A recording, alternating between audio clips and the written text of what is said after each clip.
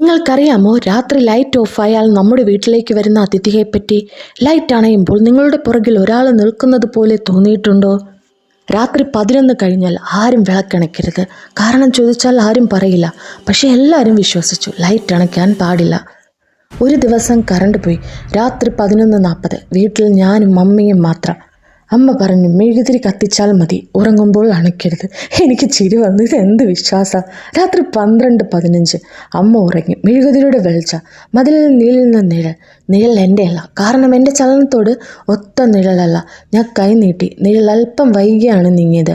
അപ്പോൾ എൻ്റെ ചെവിക്ക് പിന്നിൽ നിന്ന് ശ്വാസമെടുക്കുന്ന ശബ്ദം.